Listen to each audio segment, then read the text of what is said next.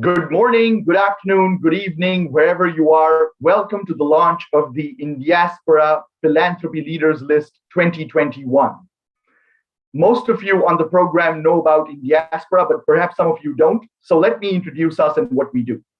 We are a nonprofit organization founded in 2012 by M.R. Rangaswamy in San Francisco, who is a successful investor and entrepreneur. And there are three verticals that we focus on. One of them is philanthropy and social impact, which is most germane to today's program. We also are a platform to facilitate entrepreneurship and innovation. And then lastly, we foster nonpartisan political and community engagement. There are also two initiatives that we have in Indiaspora that are horizontals that cut across everything that we do. One of them is our Diaspora Next initiative, through which we engage the younger generation in our activities. And the second is our Global Connect program, through which we connect diaspora leaders with each other across many different countries and then to India as well. Our overall mission at Indiaspora is to position the global Indian diaspora as a force for good. And as part of that, we decided to launch a series of lists of prominent Indian diaspora and residents in India. The first list was a business leaders list that we launched last year, where there were 65 CEOs of Indian origin who were part of the diaspora, and they were at Fortune 500 or Forbes 2000 companies. We put them on a list and held an event with them where we talked about how they're using their success in business to advance the social good. We followed that up earlier this year with a government leaders list. Not only are there more than 70 people of Indian origin in the Biden administration here in America, but also there are over 200 people of Indian origin in very senior positions in governments worldwide across a variety of different countries, in positions like central bank head, chief justice, cabinet ministers, and indeed even heads of state. And we held another event with them. Now today, we are launching the Philanthropy Leaders List. The Philanthropy Leaders List is not meant to be a ranking, but rather a celebration of the top Indian diaspora and Indian resident philanthropists. The overall goal is to increase the level of giving by diaspora and people in India. For example, Indian Americans alone have an annual giving potential of about $3 billion, as Indiaspora found in a survey that we conducted with Dahlberg in 2018. So what does the Indiaspora Philanthropy Leaders List do? It showcases change makers around the globe, and there are 100 Indian and diaspora philanthropic leaders on the list. Most importantly, at a time like this, it pays tribute to philanthropists who are dedicating themselves to COVID relief. The geographic reach of the Indiaspora Philanthropy Leaders List is wide. Earlier today, about 12 hours ago, we held an event that was focused on the Western Hemisphere with philanthropists in Canada and the UK and the United States primarily. Now, this event is more geared to the Eastern Hemisphere time zones, and we have folks from Dubai and the UAE, India, of course, Singapore, and even Australia. As you can see from this distribution, a lot of the philanthropists on this list are from America and India and the UK, and then there are significant amounts in Singapore, the UAE, and Canada, some in Australia as well. Through this process, we were aided by a fantastic set of jurors. And you see them on your screen. You'll hear from some of them today. These jurors are eminent professionals in the philanthropy space or connected to it in every different geography from where this Philanthropy Leaders List pulls people. Let me now pause for a second and show you the website. We'll scroll down the website of the Philanthropy Leaders List. It's available at lists.indiaspora.org. Again, that's lists.indiaspora.org.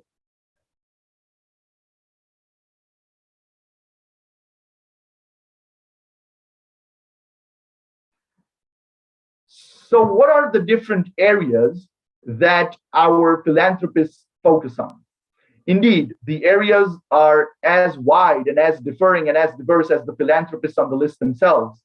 You see some of them on your screen. There's disability rights, education, food insecurity, humanitarian aid, water and sanitation, rural development, just to name a few. Let's talk a little bit about what the program today will entail. We'll start with a keynote address about accelerating philanthropy in India. Then we'll have a panel discussion on philanthropy's role in crisis and responding to COVID, supporting the long-term recovery. We'll follow that up with our second keynote address about how philanthropy can empower rural India. And then finally, we'll have a roundtable about what India needs now, an on-the-ground update and opportunities for philanthropic engagement. I'd encourage the panelists and the speakers to stick around, because at the end, we'll have a Q&A session. With that, it gives me tremendous pleasure, and it's such a great honor to officially and formally launch the 2021 Indiaspora Philanthropy Leaders List.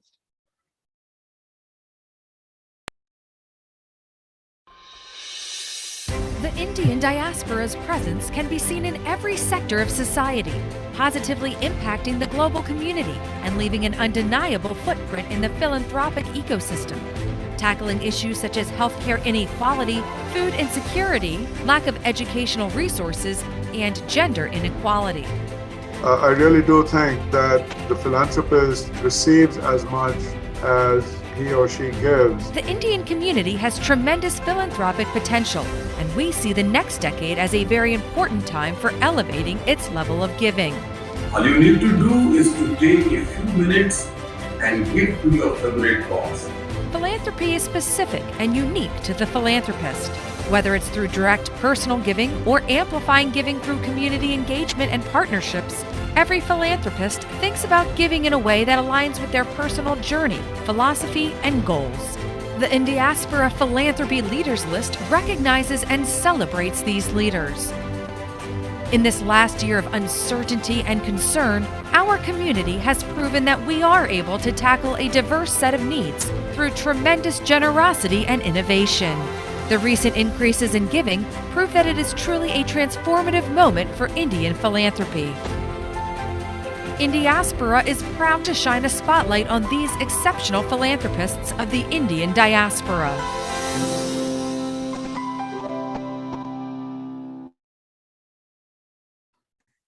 I first want to applaud the 100 people on the list.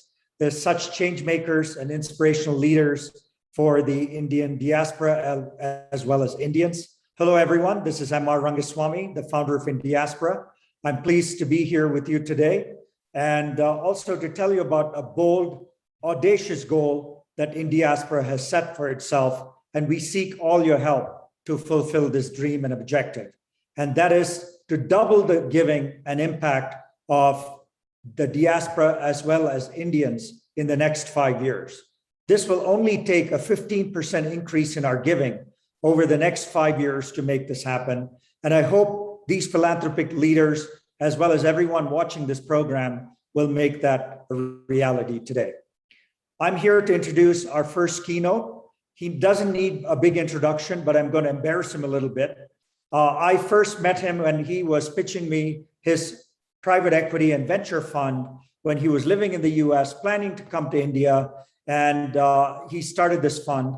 And little did I imagine that he would not only move back to India, but then become a philanthropist that all of us admire. He first started the Central Square Foundation, then played a major role in starting Ashoka University, but also many, many other organizations.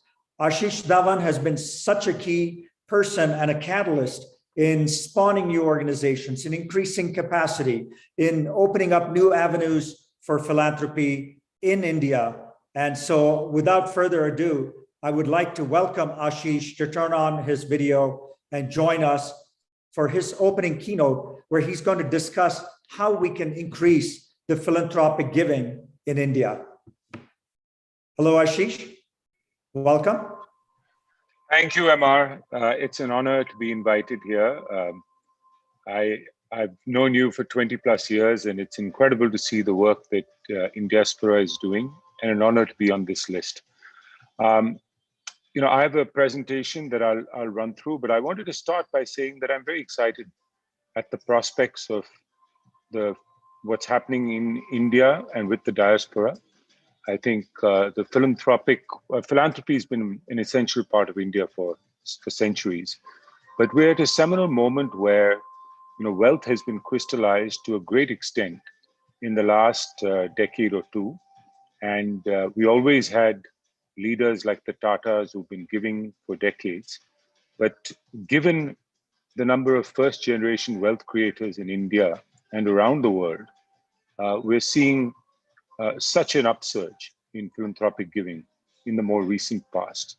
And I do want to point out that I think particularly Mr. Premji's commitment in India is really the equivalent to what Andrew Carnegie and Rockefeller did in the US about 100 years ago, which sort of catalyzed the whole philanthropic movement in the US. And I think Mr. Premji has done the same in India.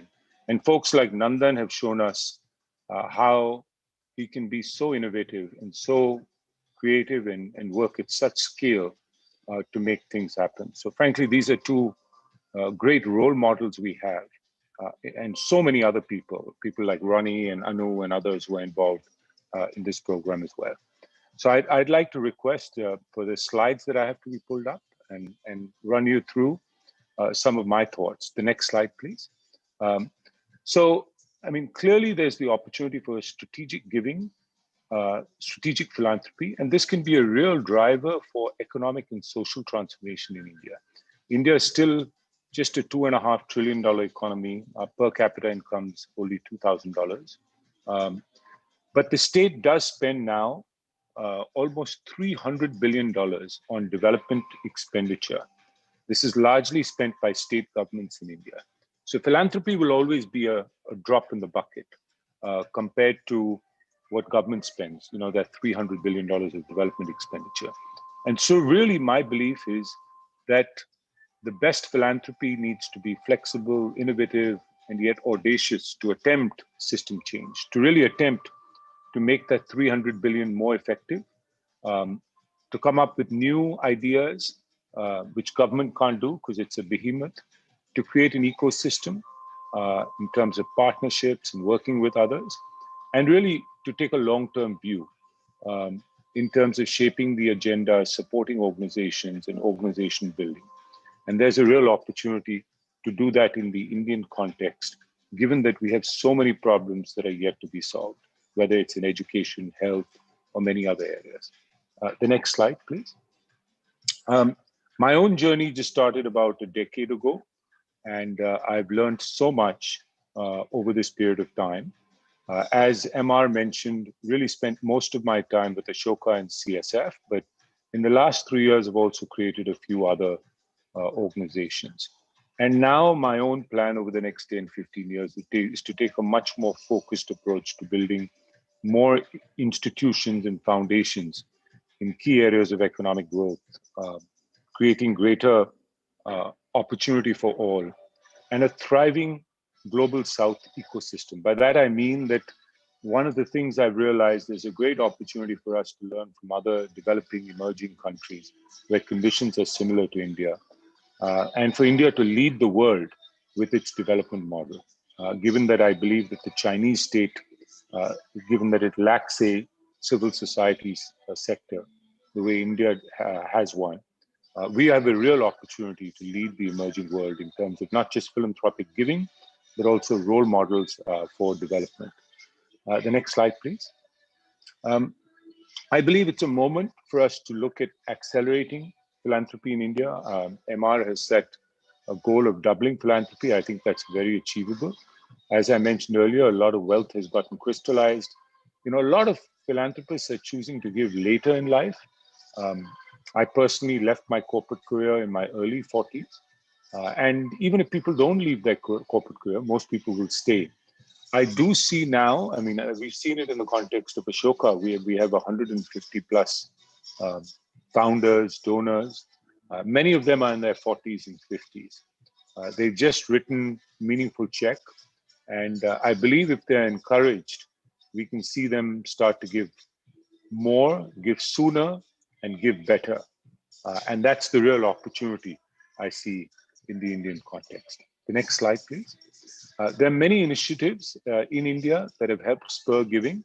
Anu and I have been involved with the India Philanthropy Initiative led by Mr. Premji, and it's done a great job in terms of educating philanthropists, bringing philanthropists together to share knowledge and just encourage more people to start giving.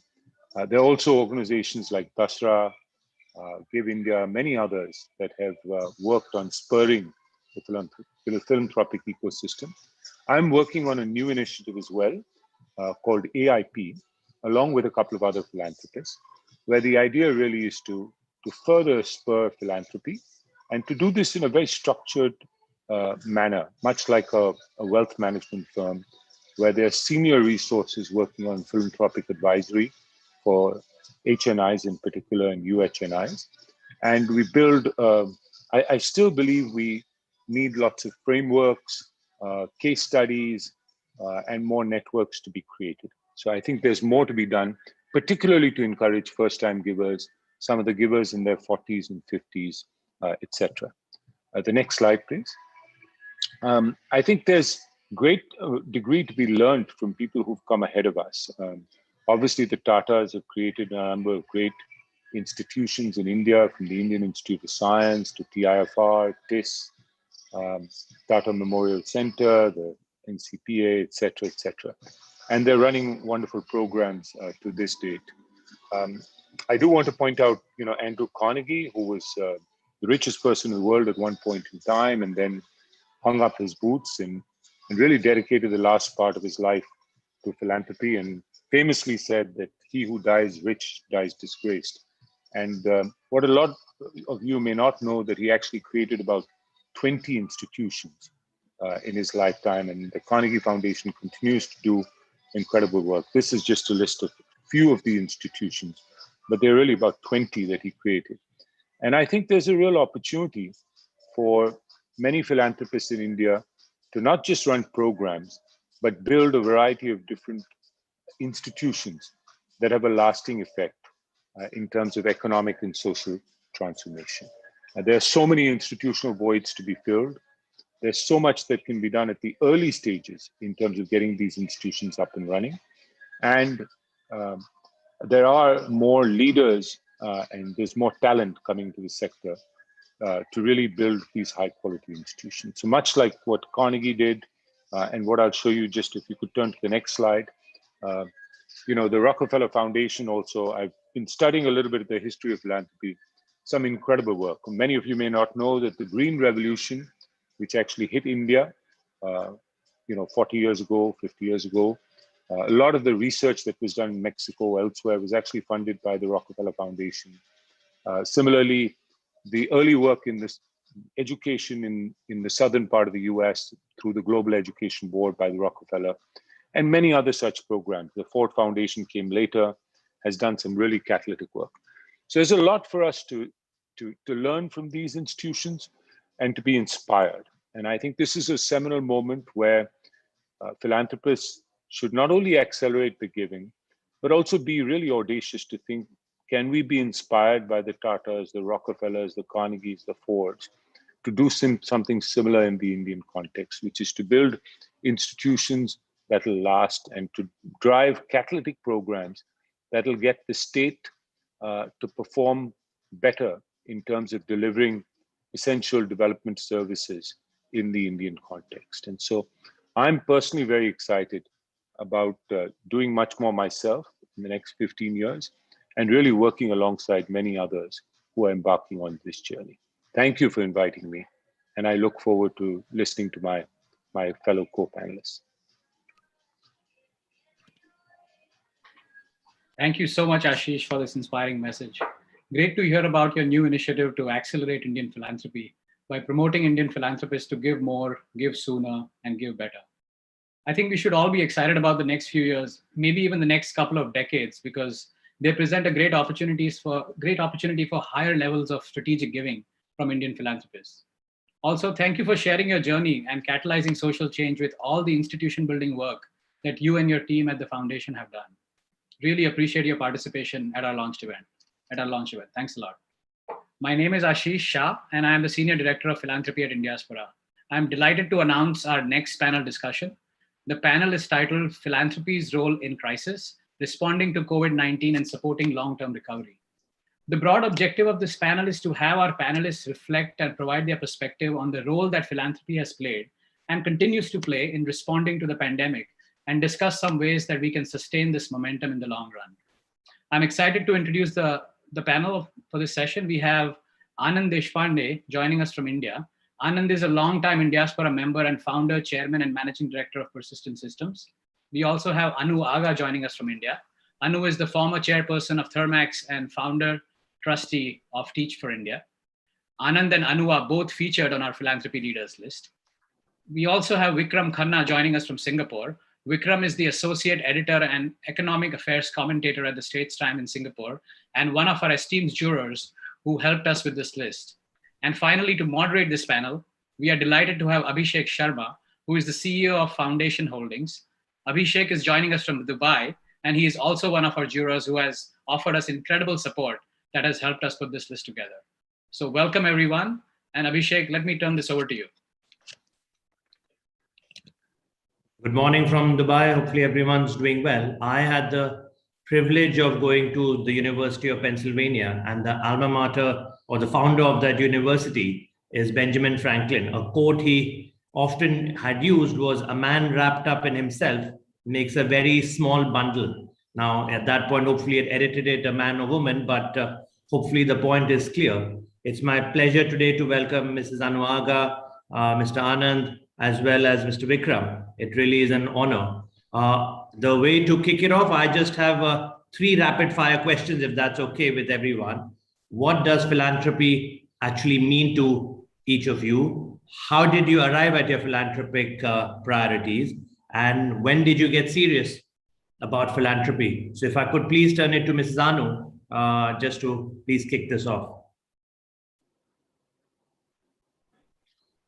To me, philanthropy is not just about giving money. It is about money, but it's also your skill and your time. It is relatively easy to write out a check. But I have seen that in Teach for India, the young graduates and professionals who are outstanding quality give 2 years of their time. And to me, that is also philanthropy, because later as alums, they change the landscape of social enterprise. Do you want me to go ahead with other answers or wait? Yes, please. Yes, Ms. Anu. What made me take education as the sector? I was wanting to give at one stage and was looking for a credible NGO, and everyone pointed at Shaheen Mystery, and her enthusiasm rubbed on me and my daughter, and that's how we have taken education as a sector. And now we realize it's one of the most important sectors if India wants to develop and grow, along with health. And what was the third one? Is there a moment, or when did you actually get serious about philanthropy? Oh, it's a personal thing. My son, who died at a young age, was very keen that substantial part of our income should go towards philanthropy. And after his death, we started in a very serious way. And over time, it grew. Yeah. Thank you. Thank you. If I could turn it to Mr. Anand, please. Hi, thanks. First, I'm humbled and honored to be part of this list. And thank you, Indiaspora, for including me. I have been looking at philanthropy more as, something that we can make a difference. And the reason I do it is partly because it makes me feel good. More than the people who you give to, you do it for yourself. And that's what is very exciting. I've been doing, most of my personal philanthropy has been around helping entrepreneurship happen at the low end. So we work with a lot of urban services businesses, trying to help them to scale. So the very small 5 lakhs to 1 crore of businesses. And this is something we run through our family foundation called the Asra Foundation. And the idea is to make sure that small businesses succeed, because that's really where the action is. And that is the place where we can really make things happen. The whole principle behind that was that if every person in a family earns enough money to make sustainable long-term ongoing living, then all the other things they can afford to pay for and feel good about doing it. So that was the reason for going after that. We started about 7 years back, more along, I decided that a friend of mine, and we have been talking about this for a long time, about the point of, learn, earn, and return. And after I turned 50, I was sort of thinking about it, and I sort of couldn't figure out for 3 more years. And then, about 7 years back, I sort of decided that it was time to at least start this activity. Thankfully, things had a team, and things have gone well after that. Thank you, Anand. If I could turn it just to Mr. Vikram, please.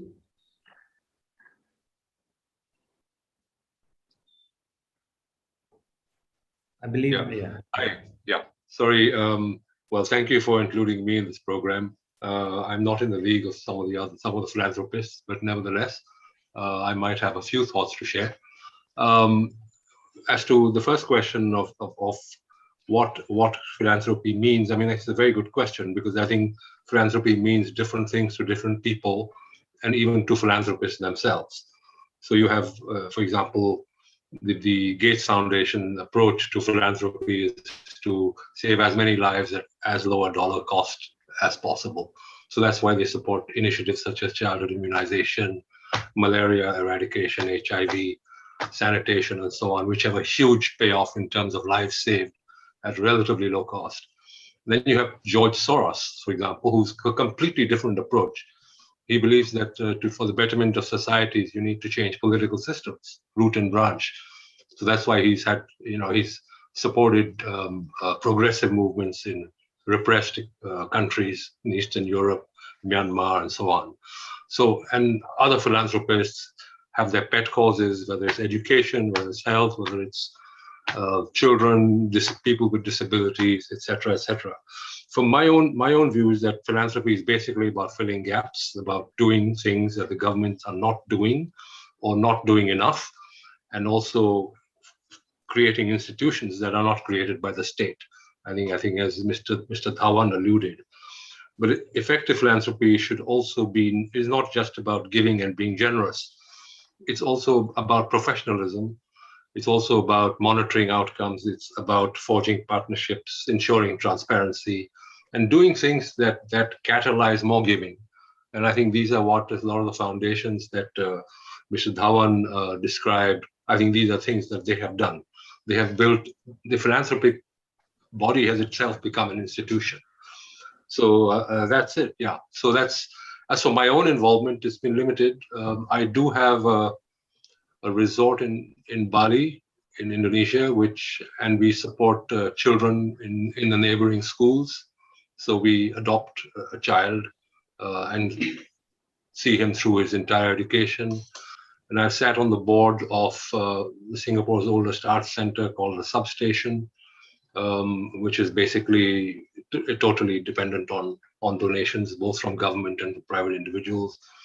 And my basic role was to go with a begging bowl in hand to corporations and donors to support this institution, to support the arts.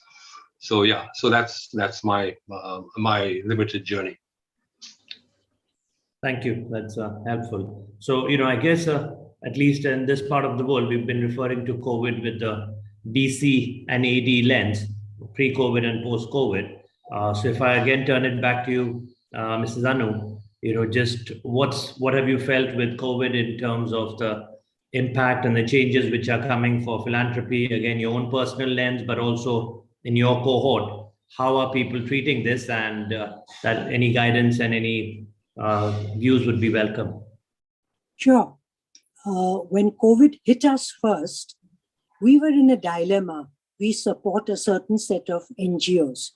And should we sort of cut down on what we give to them and give to COVID?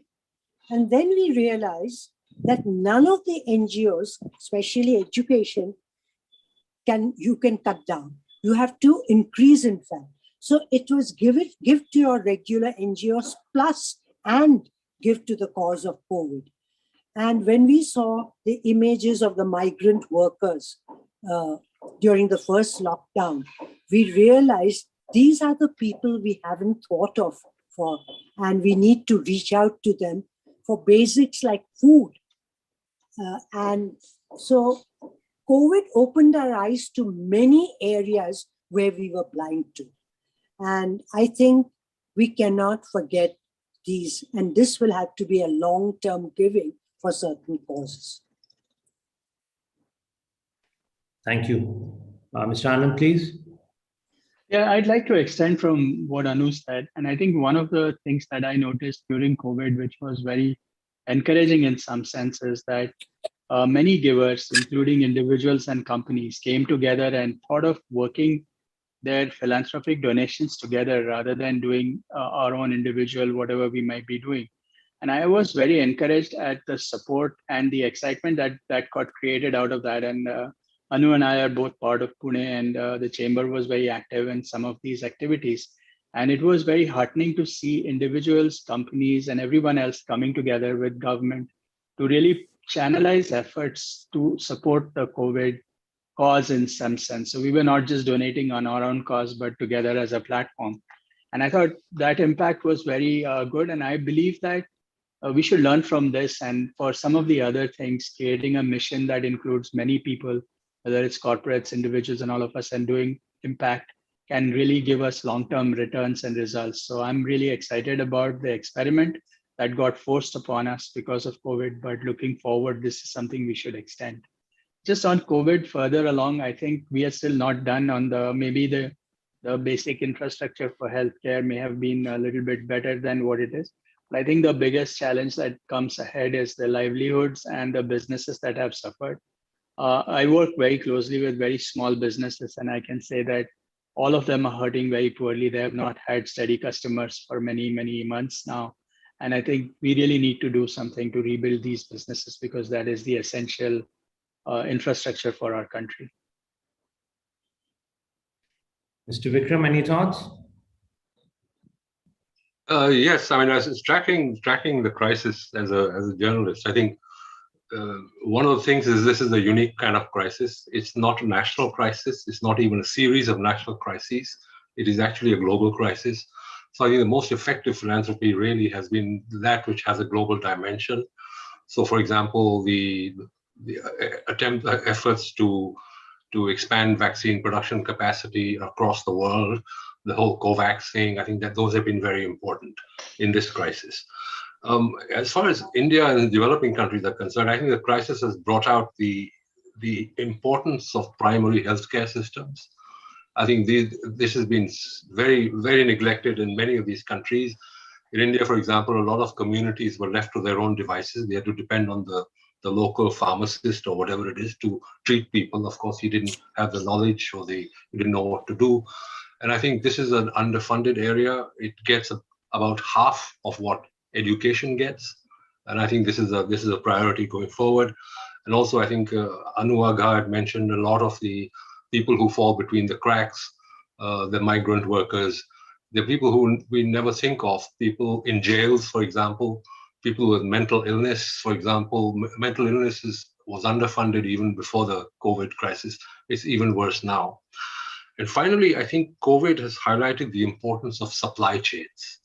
I think this is, the delivering critical items, all the critical items that are needed are part of complex supply chains, even the vaccines themselves. And I think any philanthropic effort has to come to grips with this issue. So I think one of the interesting things here in Singapore that we've observed is that a group of IIM alumni sort of pooled their supply chain expertise together. And they mapped all the global supply chains needed to procure essential items. And then they made partnerships with last mile partners in India and were able to do this. So I think this crisis has brought out the importance of mastering how the supply chain works in order to deliver help. So yeah, so that's what I've observed. Thank you.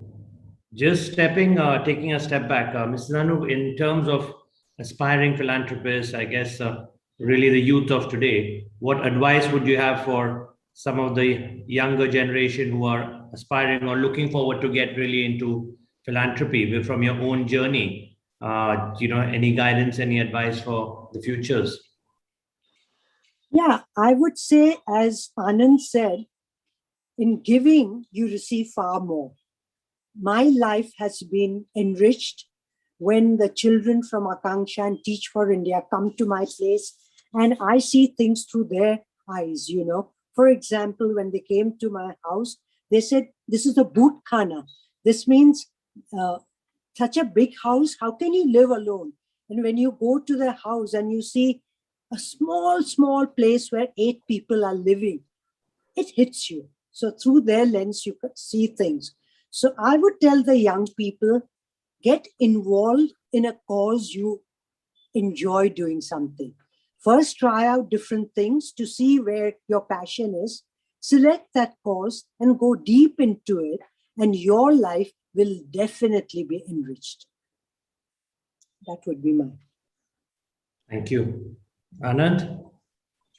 No, I agree with what Anu said, and I just reinforce what I mentioned in the previous question as well, that I think we can all make a difference if we all work together. And I think philanthropy and personal funds or companies putting in CSR money has certain benefits that we're not constrained by some of the other things that the governments may be constrained by. And we can take more ambitious and exciting projects or look at more exciting problems to solve in some way or the other. And I'm quite excited. I feel that this is a good opportunity for all of us to work together. And I think we can inspire other people. We can inspire each other to do more. And I'm very excited as I look forward. Vikram? Yeah, I mean, on inspiring young people, I think young people are not in a financial position to sort of be philanthropists themselves. So I think the journey for a young person should start with volunteerism. I mean, to volunteer for activities, or to even to invest their skills, whatever skills they have. I think it's striking in India that actually there are children as young as 10 years old who have deployed their skills to help others. I mean, there's people who set up routers and so on in schools to enable digital learning. There are the young people who created WhatsApp groups to provide information and data and connect people who need help with whatever government agencies exist and so on. So I think that those are the routes for young people to volunteer and to invest whatever skills they have. Thank you. One last question I have for the panelists here. I recently watched, and maybe I was late to this, is Inside Bill's Brain, Decoding Bill Gates. There was a good documentary, right? And it shows the joys, but also the challenges of his own journey, whether it's public health or I think some of the public sanitation efforts. What came across is, of course, we need determination to keep going, often working with government. So the question here is for the panelists, what has been the single biggest challenge and how have you tackled it in your own philanthropic journey? And again, I'll start with Mrs. Anu in this case. Well, when I first got involved with the NGOs, I was a little immature and didn't know how to deal with the government because they didn't keep the commitments they made. They didn't turn up for meetings. Their way of working was so different from our professional way of working that I used to say working with government is a spiritual experience. Because if you don't have the patience, your blood pressure will go up and you will not be able to manage. But later, when I realized the constraints they have, the problems they face, I was more empathetic and learned to build on this relationship. Because if you want to scale up anything, no NGO can do by itself. You need government as a partner. So I have learned that the greatest challenge can become your asset if you know how to deal with them. Yeah. Perfect. Thank you. Anand? Anand, I believe you're on mute. Sorry. No, all of us have a lot of learning. We have been experimenting a lot at the Asra Foundation, and I wouldn't say it's been challenging, it's been interesting as well. But I think if I'm looking forward to working and seeing what Ashish is doing learn how to do this a little better than what we are. Probably we are not very efficient in the way we are organized right now. But I would, I think we can do a lot more and a lot better looking ahead. And that's sometimes a cause of frustration and a challenge. Thank you. Vikram? Yeah, people in India are better placed to talk about this situation, but I think while a lot of philanthropic organizations have managed to work with NGOs, there are still a lot of challenges. I mean, India has a government that does not seem to be very NGO friendly. I mean, we have, this Foreign Contributions Regulation Act, this FCRA, which is quite a hurdle for a lot of NGOs. They have to get registered and so on. And a lot of them have had their registrations canceled. So I think you have to work around these kind of bureaucratic issues, especially for foreign funding. There's also restrictions on re-granting. So, for example, if if one NGO is registered, it can't re-grant it can't subcontract to another NGO, which is sometimes necessary, in India. So I think you really do need to revisit this FCRA Act, and meanwhile there should be waivers for registrations, at least in times of crisis and so on. And I think the point was also mentioned earlier: the NGOs in India lack managerial capacity. They don't really monitor outcomes.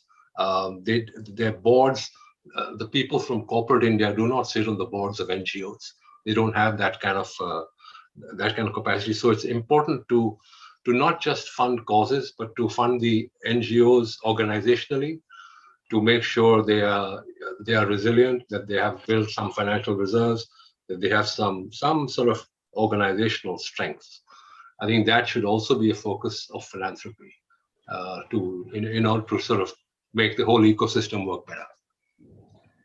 Thank you. That's insightful. Well, at least the panel has been heartwarming to hear. It's been engaging. So I just want to thank each one of you for taking the time, and congratulations and good luck on the journey ahead.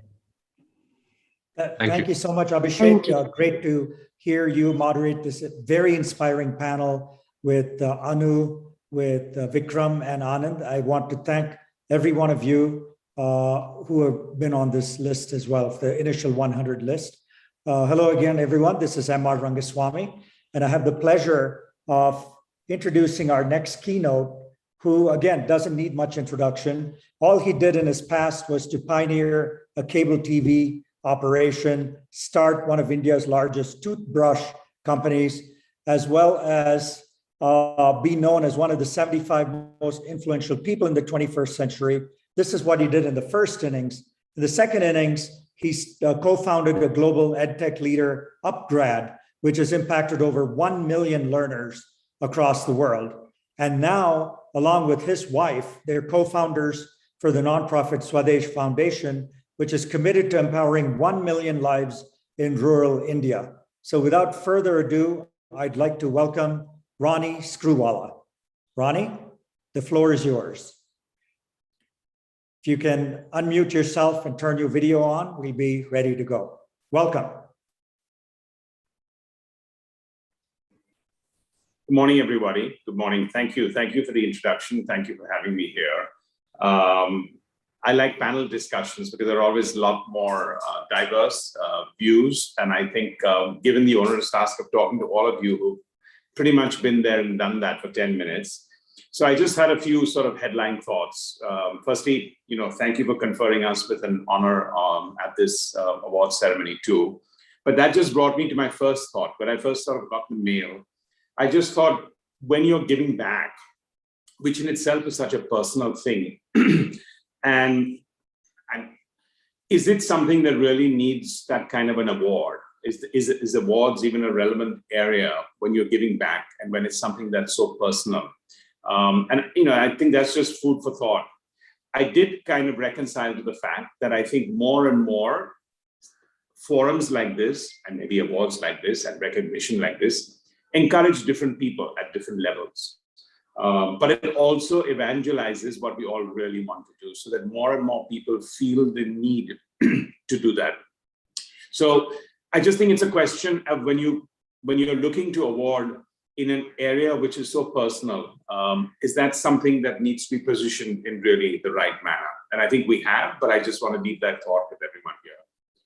The second really is, and I heard the previous panel too, I mean, philanthropy right now for me personally, it's a large word. And the reason I say it's a large word is because it just reeks of you need to be evolved, you need to be at a certain age, you need to have a certain bank balance. And that kind of eliminates a lot of people thinking, aha, okay, I should put this down of when I'm at this age and I'm at this stage. But I think what we want to do at this forum and other forums is really need to see how inclusive everyone is to that. So somewhere down the line, even without recoining the phrase philanthropy, is it everyone's onus here to actually position this as a much more all generations part of it, and not something that you need to cut big checks on or need to have the resources for. And I think some of the panelists previously also mentioned that. My daughter started her own NGO. And right now it's a mentoring and mentee program. There isn't much of a cost. There isn't much of an investment. It's everyone's time. Nobody's donating. Her corpus fund is minimum. But the impact that it's having, because there are 700 mentors and 700 mentees, is absolutely incredible. So I think just a sort of a review on how do we make the word philanthropy a lot more accessible and a lot more, what does it mean for me? And I can also do that, versus a pedestal approach to how we treat philanthropy, something that I think we all need to kind of think about. Third, I have to say that I'm not a very good fan of pledging and this public announcement that everyone makes on pledging, and controversial as that may sound, that's just something, again, I want to put forward. I know it kind of is a prompt for other people to do that, but I think it also sometimes acts in the reverse way. And a little bit of what I mentioned on the big word of philanthropy, that if you suddenly have people who are saying, I'm pledging, and then the amount, it kind of alienates 99 out of 100 people who feel, aha, this is not necessarily for me. So I think, again, for a forum like this, where all of us are people who participate in advocacy and participate in actually evangelizing this, is this something, when we're looking at the element of pledging, what do we want to communicate? So I think these are the three sort of broad points I wanted to start up with. Just awards is very, very important, but how do we position that, especially in a very personalized thing like giving in? What do we need to do to make the word philanthropy actually very accessible and identifiable, not to age groups, but to anyone of any socioeconomic status? And I think the third one is just the element of pledging, and how positive is that versus what does it make it sound and extremely alienating for a lot of people. Moving on to our personal experience that my wife Zarina and I looked at, I can only say firsthand, we started our NGO at that time, which was called Share, when we were both in our 20s, late 20s. Okay, and it was like we had a 10,000 square foot rented office, but we felt 1,000 square foot of that we could give to a mobile crash, a little bit of an orphanage, and a little bit of an old age home. And that became the culture of the company, because that was the office. Almost the 30 people that grew to 300 people then started identifying with that. And that's why I feel so strongly that today we need to make this a lot more accessible. The way I see giving back, I think of it as two ways. And this is something that I've learned for the last 5 to 6 years. Either you're a catalyst or it's something that's very personal. And let me explain both. When I'm a catalyst, it means that it is something that I want to do, but half of what I'm doing, and I think to a certain extent we define, Zarina and I define how we look at Swades as being personal and being a catalyst. And I think that's just my entrepreneurial days that have taught you that, because you look at that, but after a certain stage, even as an entrepreneur or as a leader, you are then being a catalyst for multiple other people. And how do you bring that into the NGO space, the philanthropy space, the foundation space? And what do I mean by that? There's a lot of the vision that we state out personally, but by also playing the catalyst role, we then involve multiple other foundations, a lot of people from CSR donations, and suddenly you can look at scale. Because I think we all understand one thing in India: when you need to solve any problem at any level, the first word that comes to our mind is solving it at scale. That doesn't mean that you need to be intimidated. And that doesn't mean for many people that says, no, but I'm just doing it in one school or one village or 10 kids. Of course it is. But for all of us, I think it's very, very important that when we are here as leaders, that we look at solving problems at scale. And so I just want to leave that thought with you, that how do we, in everything that we do in our NGO foundation personal, play a dual role of it being personal, your vision, your push, your identification, but also being a catalyst. So lastly, I'd just like to describe in a very brief element the Swades Foundation model. Around 2013, 2014, when both Zari and I were discussing how we can evolve this model to a much more scalable model. We met with tons and tons of NGOs, individuals, etc. And finally, we settled on a model where we felt is something we wanted to do, but we can also evangelize and catalyze that. And I think the summary of that one was, number one, that we wanted a concentric geography where it was all interconnected. So we took 5, 6, and now 7 blocks in a particular state, and the entire geography of 2,200 villages were covered.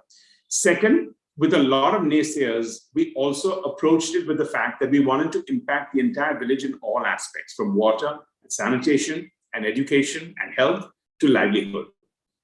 And we had a lot of naysayers, but I think in the long run, it's paid out, albeit with a lot of learning as we go forward. And the last thing I would like to say here today for all of us, outside of the world of philanthropy, what we want to do with pledging, why is Catalyst as important as personal is finally, as leaders, philanthropy is about outcomes and about impact. And I think if we spend as much time as we do about the giving in measuring the outcome and the impact, because one of the things we learned while we were doing all our research was incredible amount of good work, but we don't review it. And when you don't review it, then you feel, oh, I've been with this school for 20 years. And we're thinking, okay, but after 5 years, then what has been the improvement? By 6th year, maybe you should have exited that school and looked at another school because you've created that impact. So I think very synergistic with the words of philanthropy comes 2 words, which is impact and outcomes, and constant measuring of them. Thanks very much. Thanks for giving me this opportunity. And I look forward to participating for the rest of these sessions. Thank you, Ronnie, for your very thoughtful remarks around philanthropy. And thank you for sharing the Swades story. Amazing to see the success and the impact that the foundation has had in, I believe, less than 10 years. During this time of crisis, as grassroots organizations and rural communities are suffering the deepest impact of the pandemic, there is truly a greater need for the Swades 360-degree approach to development. Thank you again for joining us this morning. Staying on the topic of philanthropic engagement in India for building, supporting, and sustaining grassroots organizations, I would like to introduce our final segment, which is a discussion on what India needs now, on-the-ground update and opportunities for philanthropic engagement. As we all know, India has been ravaged by the deadly second wave, not only medically with the infection, but also through millions more suffering from hunger, financial distress, and just basic livelihood assistance. And this issue is more pronounced in villages and rural parts of India. We have an incredible panel who can help us clearly understand the situation on the ground and what it means for philanthropic engagement in the immediate and medium to long term. As part of this discussion, we have Nagma Mullah, CEO of Edelgive Foundation. Nagma has also kindly agreed to play a dual role of panelist and moderator. We also have Zarina Screwvala, co-founder and managing trustee of the Swades Foundation, and Atul Satija, CEO of Give India and founder of The Nudge. Nagma, Zarina, and Atul, welcome. Let me kick off this discussion by asking the first question, and then Nagma would request you to moderate the discussion going forward.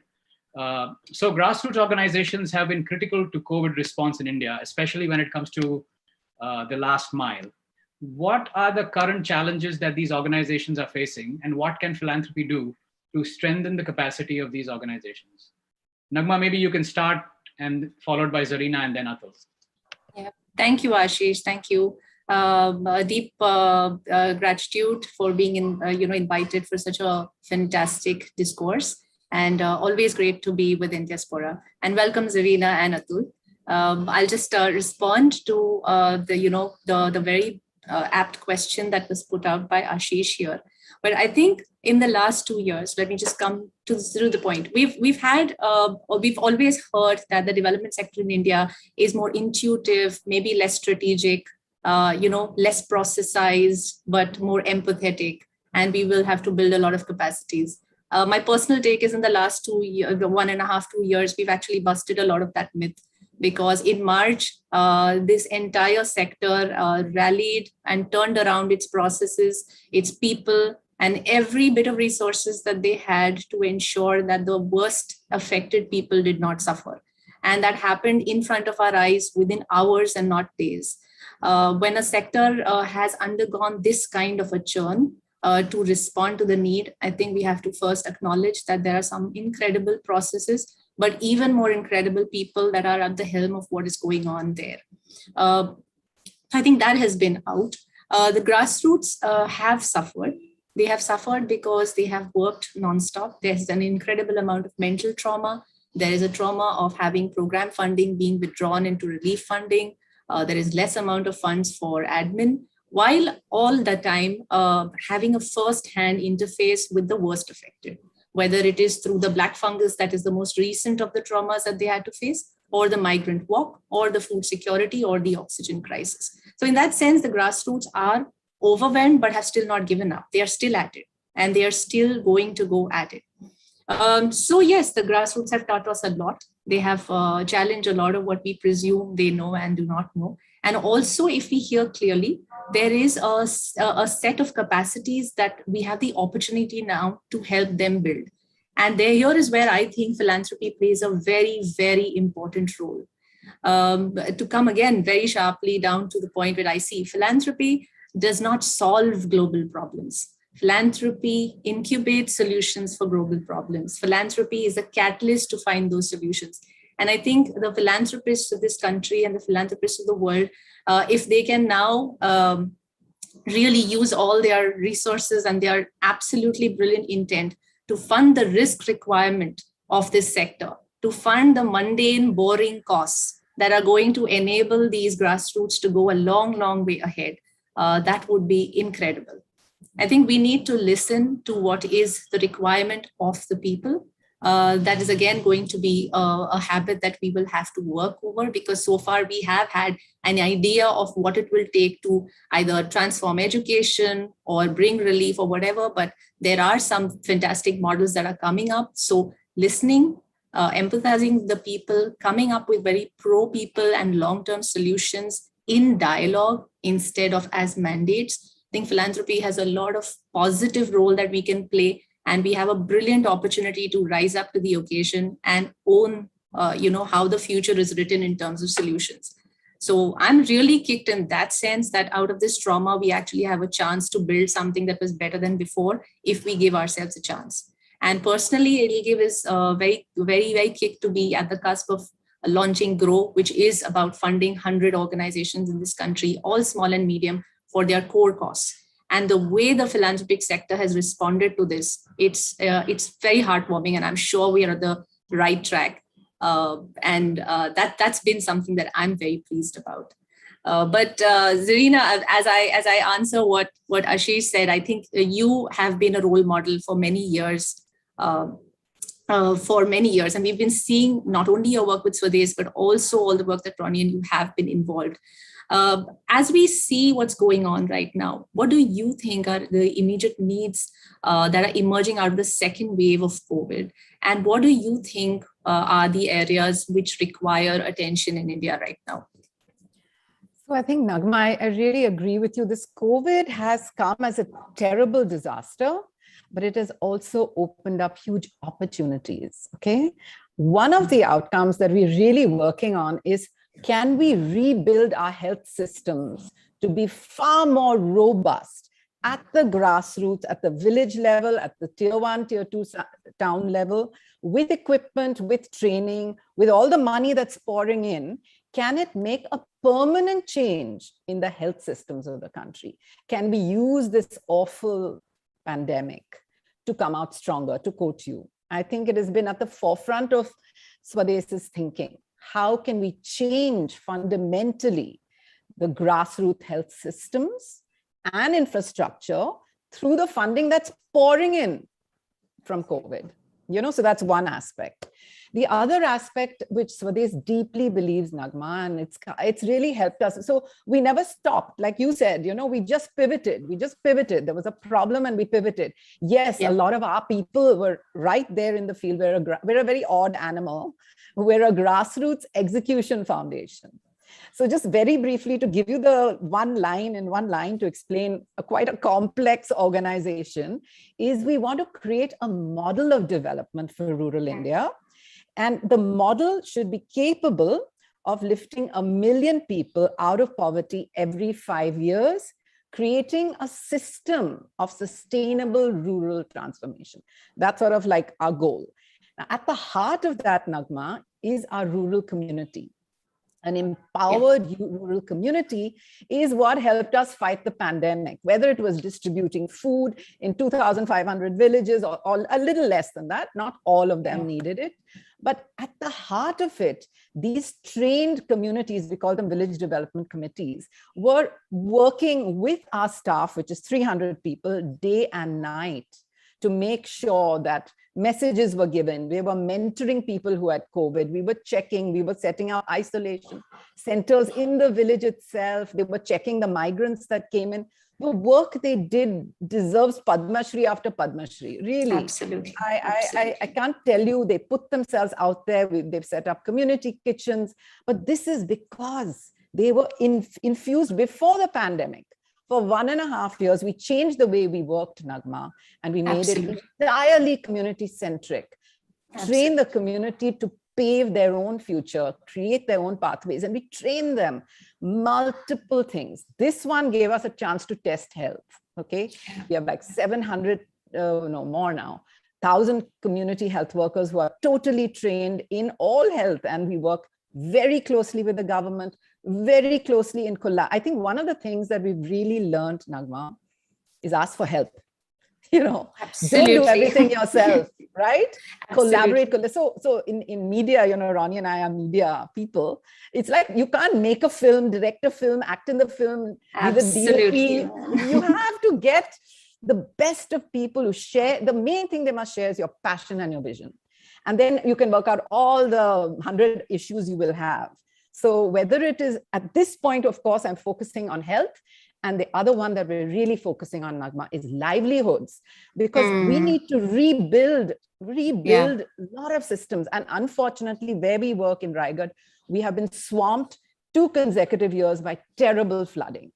Entire villages have been wiped out, and we are rebuilding those villages. It's very heartbreaking to see our water systems, our toilets, everything is gone, Nagma. It's all gone. But you said something very important, Zarina.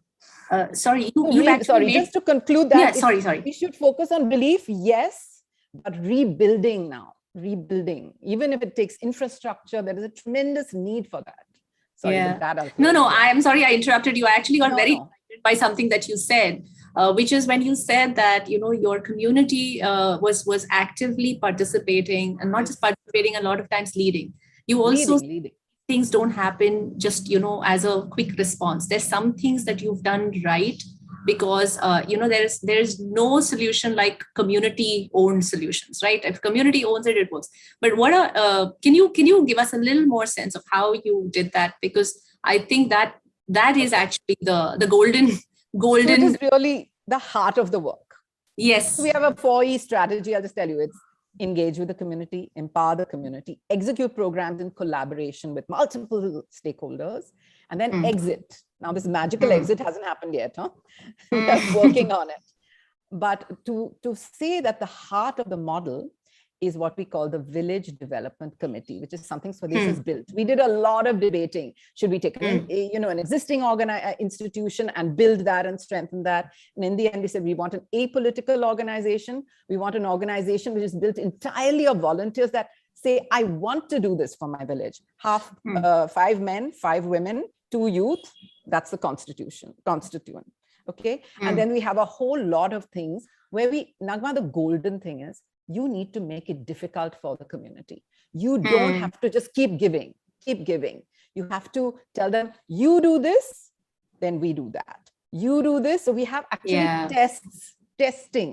We test their engagement levels. We test their ability to bring people together, to solve political problems, we teach them, but then they have to do it. That's at the heart. So they are able to solve problems on their own now. They have that can-do attitude. It's incredible. I mean, I'd really invite people to come and meet these. They're so inspiring. I wish they were talking instead of me. I mean, they talk 100 times better than me. And I mean, you know, I don't know what to tell you, but that is the heart of Swades. And honestly, in the beginning, we were not doing it. We were really... We were giving a toilet, we were giving a cow, we were giving a goat, and take it. No, big mistake, Nagma. You're creating dependency. You know, we have that line, rural empowerment. Okay, if I give you my Swades card, you'll have a very pretty card and it'll say rural empowerment. We were not doing that properly. Really, I'm telling you that. My honest, one of the things I think we do a lot is we share our mistakes and lessons and pivots and change and tweak. This is the key. Don't keep giving unless the community is willing to earn it, because then they feel super proud, and then they own it, and then they are capable. Okay, I'll give you one example. So there was this village for 60 years, apparently, who was asking for a road from the government. Okay, so they formed the VDC, and they were squabbling, and there was a lot of political issues, but they formed the VDC. You won't believe, I went and visited 1.5 or 2 months later. I can't remember where it was. I think it was Sudagar. And they told me, you know, madam, and they were so proud. They were like literally showing off. They had got the government to get that road because they said the elections are coming up. We won't vote until you sanction our road. And they did it, and they got the road. The road was like the for arriving, you know. So that's so cool. Once you really empower people with this can-do attitude, you know, Swades is made up of 2 words, Swa and Des, my country. Swa se bane Des. That's what we believe. Beautiful. Thank you so much. Thank you. And from communities to philanthropists back again, and Atul, welcome once more. I think we always knew of Give India. We knew Give India one as you know, one of the early movers, the early speakers for good philanthropy, responsible philanthropy. But during COVID, for the last 1.5 years, I think what Give has been able to do has been outstanding. And you have been in the center of a lot of motivations for different kinds of philanthropists. I mean, I just begin with asking you what, according to you, are some of the things that you've seen as behavioral shifts for philanthropists during the last few months, and how do you see it going forward? So Nagma, firstly, thanks for having me here. See, over the last 1.5 years since the first wave of COVID hit, we have seen close to about 1.5 million everyday donors come forward and donate. Just on Give India, there are other platforms which also have a lot of donors who have come in. We have seen close to about 300 plus organizations who have come forward and donated. You know, like you said, in the 1.0 avatar of Give India, we were always about everyday giving. But during COVID and during disasters, it is almost, you feel morally sort of uncomfortable not taking resources when somebody is giving, even if it is not an individual giver, even if it's a philanthropist or a foundation. But we didn't know entering into this in the ICRF wave 1, COVID wave 1, that will continue doing it over the last 1.5 years or so. And it's been very interesting. We have overall over the last 16, 17 months now, about 1,000 crores is what we have sort of been able to see philanthropists and everyday donors give. Just for COVID response, counting wave 1 and wave 2. Wow. Which is way beyond what we thought we will end up sort of seeing as response for the work. I think from a behavior standpoint, I haven't seen, unfortunately, a huge shift forward or sideways. It is more of what we have seen in smaller disasters also. Whenever there is an urgency on the ground and you kind of are able to feel the pain of a lot of other people who are less privileged. In this case, actually, nobody was underprivileged in this case, right? Like the problem was inside the home of everyone.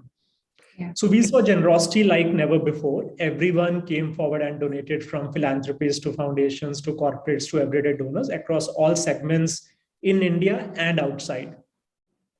You've never seen employees of global companies with no offices in India contributing money to India's sort of needs on the ground. I think what was unique to us this time, us as in India and the communities this time, is that the global media covered a lot of the need on the ground, just given that it was so grave. And I think that made a lot of people connect, especially the diaspora that moved to US in the last 20 years, made their money there, but they had not started thinking philanthropy yet. Yeah. Like Ronnie very rightly said, right? Like it seems like you put the word on a pedestal and you have to be at a certain stature in life to start giving. Yeah. I think one thing that definitely happened is that COVID accelerated that journey for a large number of people and made them philanthropists much early in their career, just given the scale of COVID and the devastation we saw. So that was a big shift. Most of the support that we saw largely came last year. It was a lot more humanitarian and some health. This year, obviously, it was a lot more health and humanitarian. And if you see way forward from here, a lot of humanitarian was food, dry rations, transport, benefit access kind of work, which is now starting to shift from immediate needs of today to this week, this month, this season, and this year. It is moving from dry rations and nutrition to kitchen gardens and nutrition gardens, moving from there to upskilling for revived job, the shift in jobs, bringing migrants back, reskilling back, job connections. So a lot of sort of shifts that happened because of COVID is what people are trying to readjust the dials for and get things back in shape. Yeah.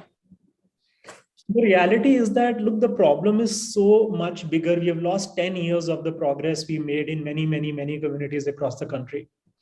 And there is no one silver bullet, golden bullet that will come and solve the problem, right? The problem of poverty, problem of livelihoods, the problem of public health, the problems of like everything else linked to that, gender, for example. So many issues are very deeply interconnected that you need a very long-term commitment to now work deeply into this, right? Like people are looking for short fixes, saying, what can I do as a philanthropist or as a corporate or even as Give India this year to solve the problem?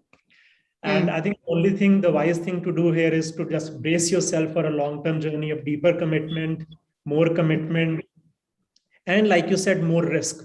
Because the solutions are not visible on the surface. Problems are visible on the surface and more than on the surface, but solutions are deeper, like Zarina said, right? Like work in every vertical in a community to really solve the problem. Yeah. So I think a lot of that commitment, the ability to take the risk, support the nonprofits for the medium term for their models, partnering with other organizations to make impact happen. We had never seen giving collectives before at the scale we saw during COVID. And they're not the only ones, right? Ag Grants did a very good job. So many other funds have come together, collective giving programs have come, and they all need sort of support for next 5-7 years at a minimum to meaningfully make a difference. Yeah, absolutely. No, thank you very much. I agree with you. Because when we were also conceptualizing and designing Grow and interviewing a lot of the grassroots organizations across the country, what we understood, and I think from small and large organizations, is there are those institutions that are even finding it difficult to pay their electricity bill. They're finding to meet the normal operating costs. So how does program even work effectively? Then programs start looking weak, and we have a system that is really growing weaker and weaker while we have more and more money coming on for XYZ mandates that look really good. But how does a brilliant plan sit on the back of a weak system? So there is so much that we have to work on as an ecosystem player, whether we are, in fact, I would go and say that maybe everyone doesn't have to be long-term, but between us, if we can mix the long and the short, the strategic and the non-strategic, but just make sure that the resources reach where they have to reach, with lesser worry on spillovers and more worry on, making sure the show goes on. Is I think a very, very important. That's why I appreciate the list that Indiaspora has come out with, because it throws spotlight on some of the brilliant people who've taken that risk, whether early or late, and who have rallied around causes and consistently rallied around causes. So they become very, very strong role models also. Zarina, before I pass it on to Sanjeev, if there are any, because you like Ronnie also spoke a little bit about it. You were in this much earlier, and some words on you on really why did you start early from as an individual is what I would say, and what makes it good going forward as well. Before we hand over to Sanjeev. It's, as Ronnie said, it's so personal, right? It's something you just want to do or you don't want to do. I mean, what can you say about something like this? Either you just want to or you don't want to. But now, as Atul said, I mean, wow, I mean, 1 million people giving. I think everyone's, there are so many aspects to everything. A disaster like COVID has opened up the eyes of so many to the pain and suffering, because they too have felt that pain and suffering. As Atul said, it was in our homes, and we were privileged enough to be able to cope because we still had our jobs and we still had food to eat, So I think that all those stories also, we didn't like the foreign media talking about India in a very disparaging manner, but it did open up a lot of giving. Okay, so there are good things and bad things. It's a personal choice. But all I can say is, like Ronnie said, you don't need to have a lot of money. I do agree the word philanthropy sounds like, an old person with white hair sitting on a throne or something. I don't know. It conjures up the wrong image.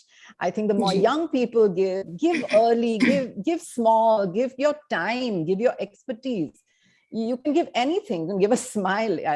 It's be involved with the world around you.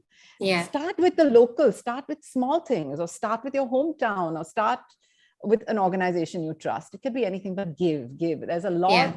This give is actually, you're really taking back a lot. I mean, it's the most. Absolutely. Nagma, we've done a lot in our lives, Ronnie and I, but these last 10 years, when almost, Cher is very old, but we weren't so involved. This last 10 odd years have been very, very satisfying, the most satisfying time of my life. Yeah, the most happy time of my life. So I wish everyone that same happiness. Thank you so much. And thank you, Atul, as well, to some incredible sharings from there. But this actually brings up what I'd like to just place as last words here, that yes, we need to give. Philanthropy doesn't have to wait. We don't have to be X old or X rich to be able to give, because giving back needs to start much earlier. Giving back, keeping in mind what is needed, very important. Taking that risk. There is no foolproof giving. There is no 100% success expected. I think philanthropy has to own up to the risk it needs to take. How beautiful would the world be if we were okay with making mistakes and okay with with tougher goals for ourselves? It would be great. And third is it is a humanitarian sector. It is a development sector. It takes brilliant human beings to become philanthropy leaders. It takes brilliant human beings to be grassroots leaders. And if we all work together, I think we have a fairly decent shot. If not immediately, then maybe gradually at least, to come to a semblance of what normalcy will look like for most of the people in this country.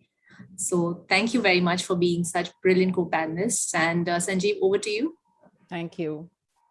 Thank you, Nagma. What a fantastic roundtable you led along with Zarina and Atul. I'm so glad that many of our speakers throughout the program have stuck around. And I do have a few closing questions. I'll start with Zarina. Then I'll move on to Anand, Anu, and Vikram, and I'll end with Atul and Nagma, if that's okay. So, Zarina, to you first. You and Ronnie both spoke, not just with great insight, but with tremendous passion about your philanthropic work. So, tell me, in 5 years' time, if you were to look into the crystal ball, where do you see yourself as philanthropists?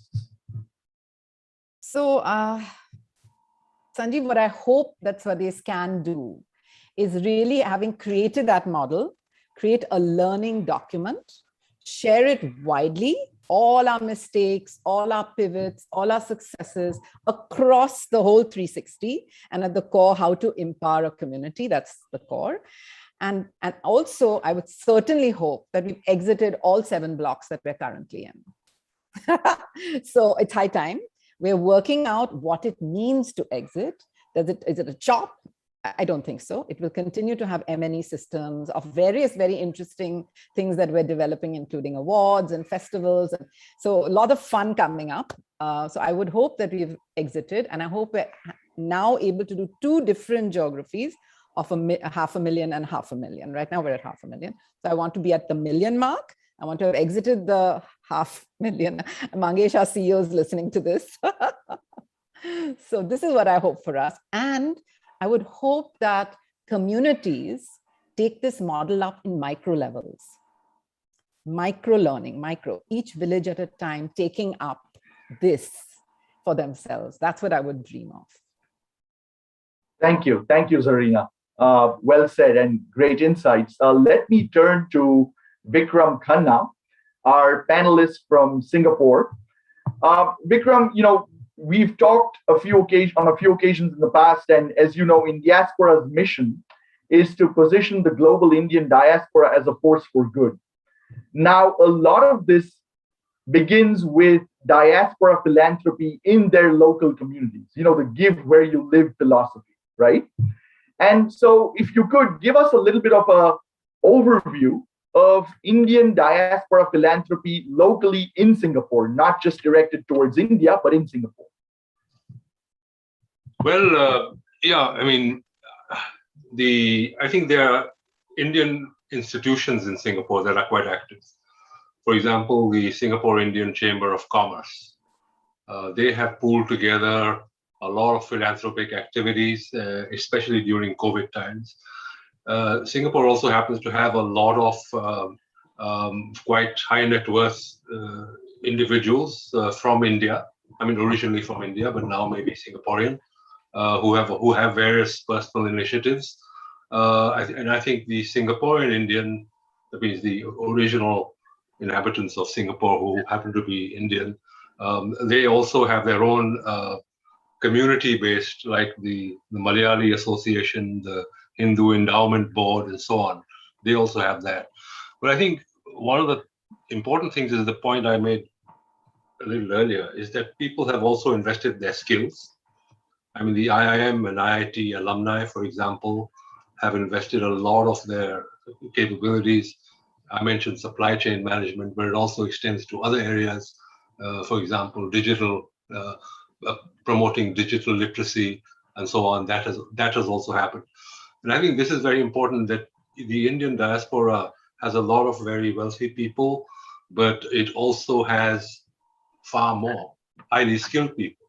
And I think any philanthropic effort should tap into people's skills as well. On giving where you are, on that broad issue, I just have one point to make. And that is that 3/4 of India's ultra high net worth individuals are in just 3 cities. That's Mumbai, Delhi, and Bangalore. As a result of this, I understand a lot of areas get left out. UP, Bihar, Orissa, Madhya Pradesh, the northeastern states, for example, they don't get their due in terms of philanthropic activity as much, and the remote tribal areas and so on. I think these are things that fall between the cracks. So I think philanthropists outside India probably have less geographical bias. So I think that could be an area where there could be more activity in the future. So yeah. Thank you. Thanks, Vikram. If I can turn it to Anand and Anu and bring them in. Both of you spoke about your evolution in the philanthropic journey, and now you're at certainly a much more sophisticated or more evolved stage in your philanthropy. But you talked about the challenges that you faced and the learning that you needed to imbibe when you were starting out. So, help us understand, and I'll go to Anand first and then to Anu. What resources did you use to learn when you were starting out on your philanthropic journey, or what attitudes did you find that you had to cultivate to become a more effective philanthropist? Thanks, Sanjeev. And I think I'd go to what Desh mentioned yesterday as one of the best learnings on how to sort of evolve on all of these things. So we started out by saying we have this model about how we want to help the small entrepreneurs and small businesses. But when we started to put it out, it was very clear that that's not what they were looking. So engaging with the community, and after we got some acceptance of people at least willing to listen to our story, it was much easier because people came forth with their ideas and suggestions that then were much easier to incorporate. So when you start doing things where you are doing things that are jointly developed with the community that you are supporting, it is a lot better than trying to just come from outside and say, no, we're going to do this for the community, because our knowledge of what the needs are is always limited. Thanks, Anand. Agreed. And Anu, any thoughts from you on this subject?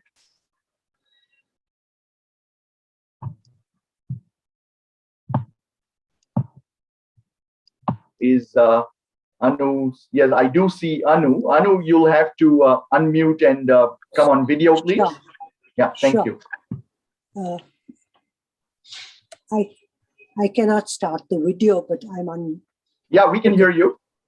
Yeah, and we can see you as well. Okay, so I think I had to learn a bit of humility and realize I don't know many things and I have to learn from others. Introspect, how can I do things differently than always demanding that others change? And realize how change is so difficult for me, and to expect others to always change the way I expect is not the right thing. So these kind of things become more understanding, accepting, less reactive has helped me. Wise words, especially words that I think people who have had tremendously successful corporate careers like yourself have had, and then are moving into the philanthropic space. Let me turn to Atul and then to Nagma. Atul, tell us a little bit about how Give India has scaled. You know, Give India is now among the leading conduits for philanthropic activity in India. But what challenges did you face in your push to scale Give India from point A to where it was, what it was when you took it over, to now point B, where, like I said, it's one of the leading entities in India?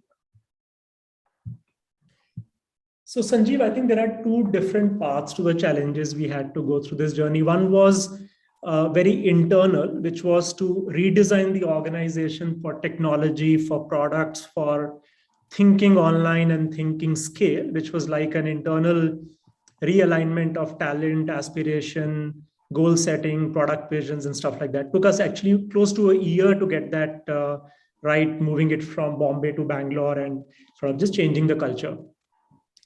I think the second part of that was more outside in, which was very COVID induced, that we moved from being an everyday giving, retail giving platform to actually becoming a full service giving partner for individuals and organizations.